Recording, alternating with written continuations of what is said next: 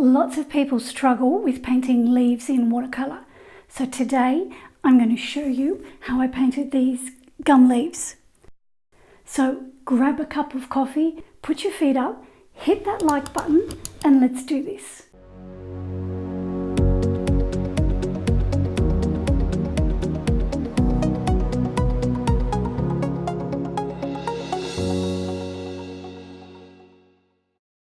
I'm going to show you bits and pieces of this painting, so it'll give you a sort of an overview of how I paint fairly simple leaves. And I'll list all of the paints and the brushes in the description below. I've got my drawing ready on my paper, and today I'm using Arch's watercolour board, so I didn't need to stretch the paper.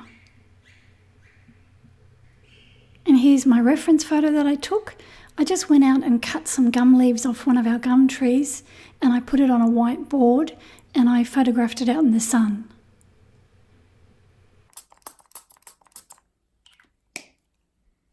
I'm going to use a small round brush. This is a number 2 Da Vinci Maestro brush. And the first thing I want to do is paint a wash of Winsor lemon over the top of the leaves.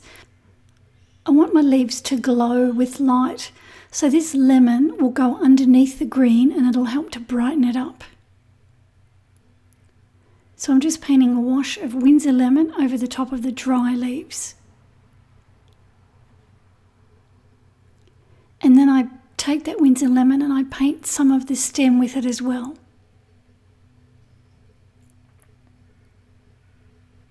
So I'm just painting on dry paper. Further down the stem, I'm using burnt sienna. So this is just a watery wash of burnt sienna.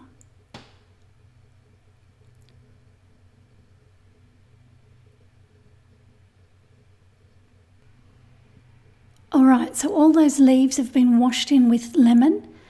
And now what I want to do is start to apply some green paint. So before I do, I'm just going to paint a wash of water over the top of the dry lemon, just on one side of the leaf. And then I pick up some permanent sap green with my brush.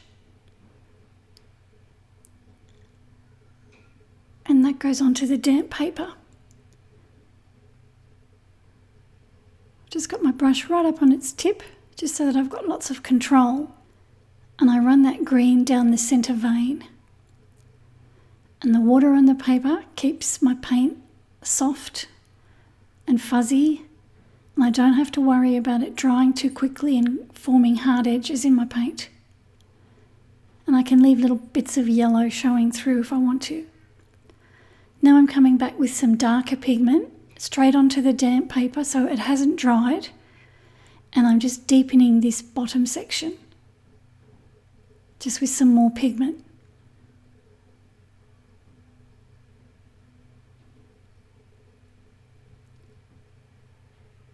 And I'll put some up here as well. So this is just darker paint, so there's more pigment on my brush, less water.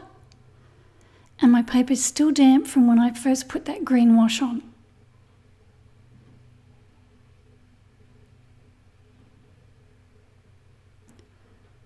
Now I'm washing my brush out and I'm dabbing it on a cloth. And I can use it just to soften that edge there, because I don't want hard edges there, I just want soft edges. So there's no paint on my brush at the moment. And then I take my pencil and I'm going to just draw a line down the centre vein, because I want to leave a little tiny line of yellow paint showing, and that will form the vein down the centre of the leaf. So I don't want to touch that with anything.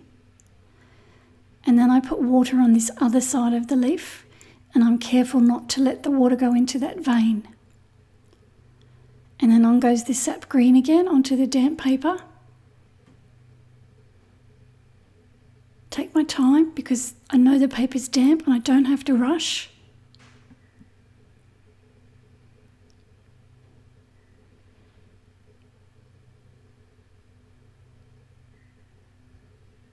Tidy up the edge of the vein.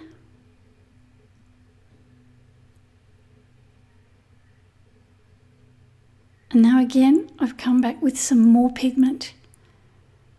So there's less water on my brush, lots of pigment, and the paint's still wet from when I painted the green.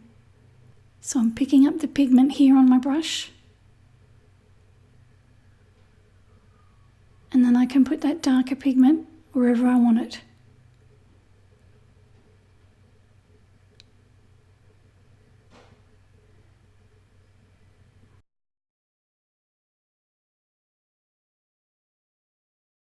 If I get any hard edges, all I have to do is wash the paint out of my brush, dab my brush on the towel, and then I just use my damp brush like I'm doing now, just to soften any edges that I don't like.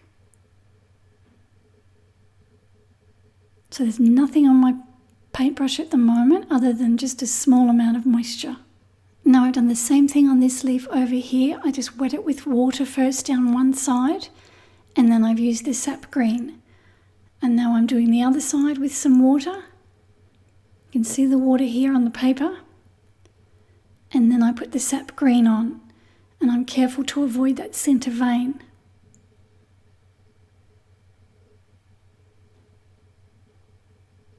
Now that I've got the vein in, I can paint a bit faster.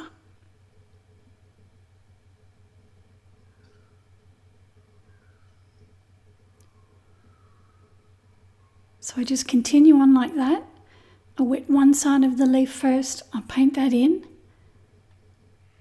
and then I do the other side. It's all with permanent sap green. And it's all on damp paper. Going a bit darker now with more pigment, just dropping it onto the damp paper. Doing the same thing on this other side now. So it's got moisture underneath from the water.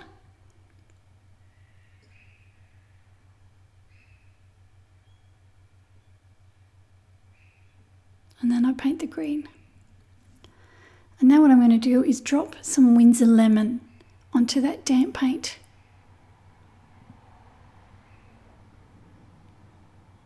And you can see that I've done it up on this leaf here. So while the paint was wet, I've just picked up some watery Winsor lemon and I've just dropped it onto the green paint. And it's created that lovely texture there. So I've just wet this one here with some water. I'm using my Nova brush now just to apply some sap green just onto the damp paper. Now this one's got a highlight where I haven't painted any yellow on it, and I've just come to that area now. So I'm just going to paint around the highlight, and then I run that paint down the side of the vein.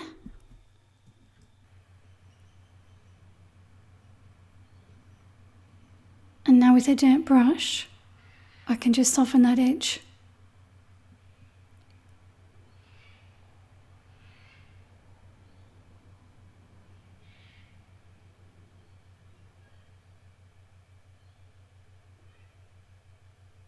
So my paper's a bit dry here, so I'm just putting a bit more water there.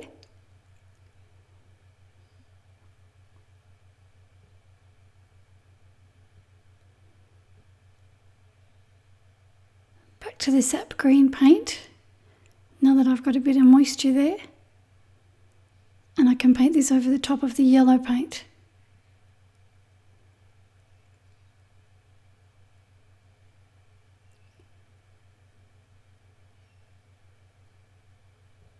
A little bit more paint now. So what I've got to do now is I've got to do something with that white area. So I use my Maestro brush just to put some more water on it.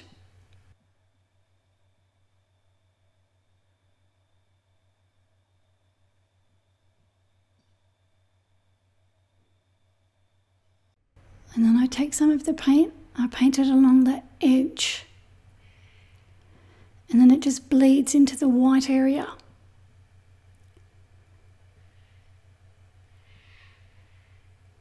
Now wash my brush out, and then just with a damp brush, I can move that paint where I want it. can pull some of it onto the white area.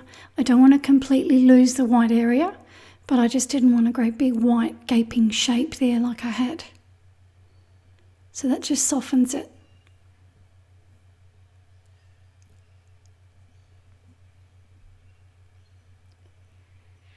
And then I can come back with some more pigment and I'm darken down the bottom here.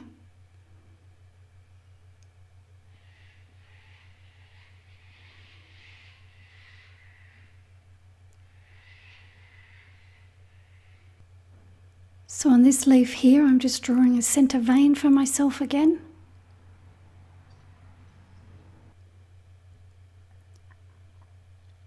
And then I wet one side with some water. I always paint the water on carefully, just as carefully as I'd paint the paint. And then on goes the sap green. I'm actually using a smaller liner brush now because this leaf's a bit smaller. So this is my Nova brush.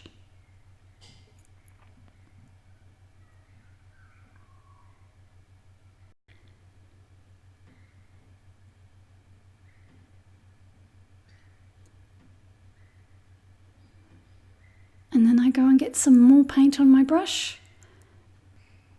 And then I can deepen the colour on different areas of the leaf.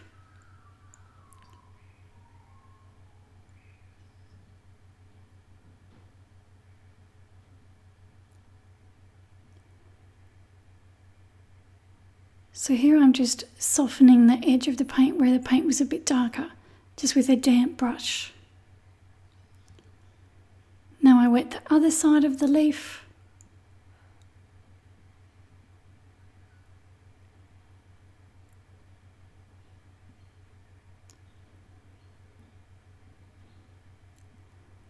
And then on goes some more sap green. And as I said, this damp paper just gives me more time to work. I don't have to rush. And it means no hard edges are going to start forming in my paint where I don't want them.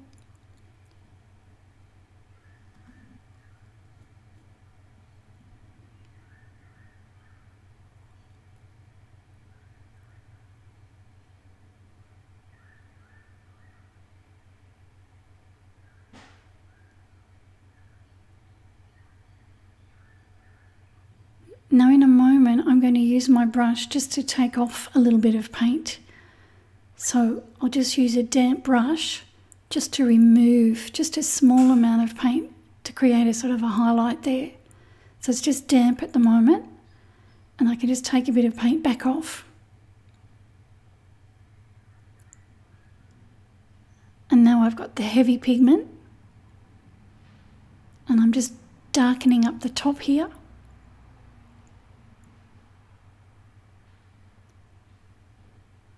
And now I've got no paint on my brush and I'm just softening that edge. And I can pull what paint is there already on the paper down into the places that I want it. Bit of darker paint down here.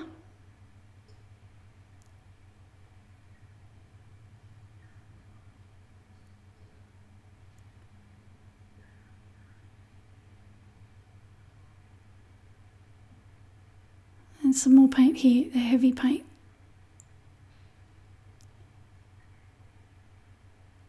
Now I've got nothing on my brush.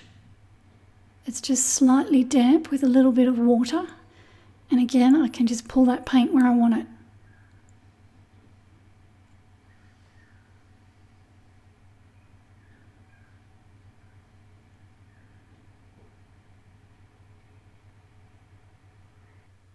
Okay, so I've finished painting all the leaves. Now what I want to do is start painting all the cast shadows that are on the leaves. So I've drawn them back in with my pencil. And now I'm just using Perylene Green, which is a dark green. And I've just mixed a watery mix for myself. And I'm just painting it straight onto the cast shadows. I'm doing this on dry paper.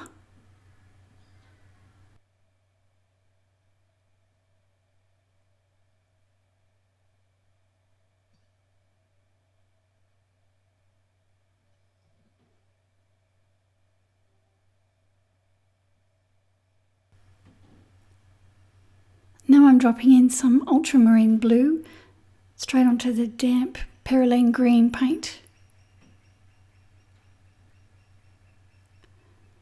So down here on this one, I'm doing the same thing, just with the perylene green onto the dry paper. So it's watery perylene green.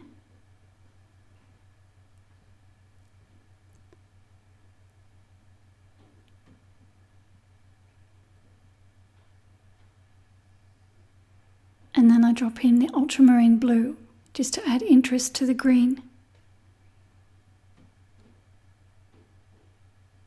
And I just want you to see that you can still see the vein coming through on the shadow. So you don't want that to be a completely flat, dark wash. You still want to be able to see the leaf through it.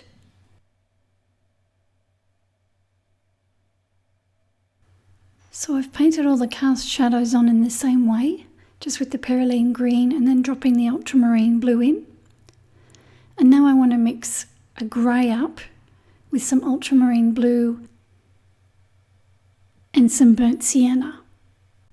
And I'm going to use this to paint the shadows that are on the background. So I paint this on dry paper as well, just with the watery paint. So it's just a mix of ultramarine blue and burnt sienna. And there's some reflected light from the leaves that I can see in the shadows, so I'm just dropping in some of the Winsor lemon, and I'm darkening some areas with some Winsor violet. So the grey goes on first, just onto the dry paper, and then while that's wet, I drop in some violet, Winsor violet for interest. And then where I see reflected light from the leaf, I drop in a little bit of Winsor lemon. So this is the lemon now. And then I just run that shadow all the way down the stem. So let's just take another look at those cast shadows. So I paint the shape of the cast shadow in with the watery grey that I've mixed. You can wet this area before you paint it if you need to.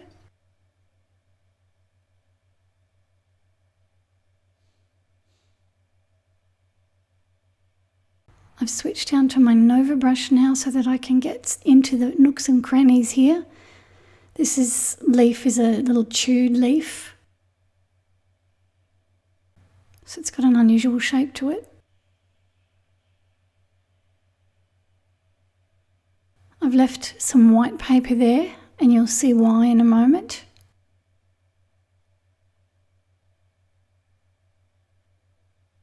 I'm just taking the stem down at the moment. This is a bit of Winsor violet.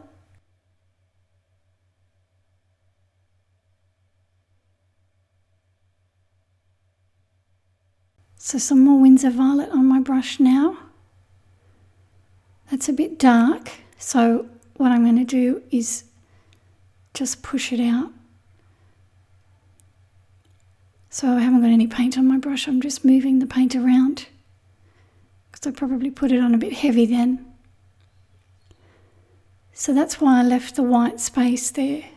So this is a bit of the Winsor lemon, and it's just like a reflective part of the shadow where the leaf is reflecting against the white.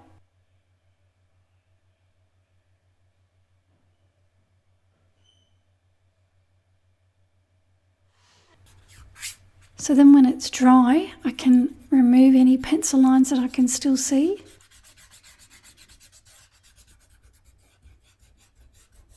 And there's my finished painting.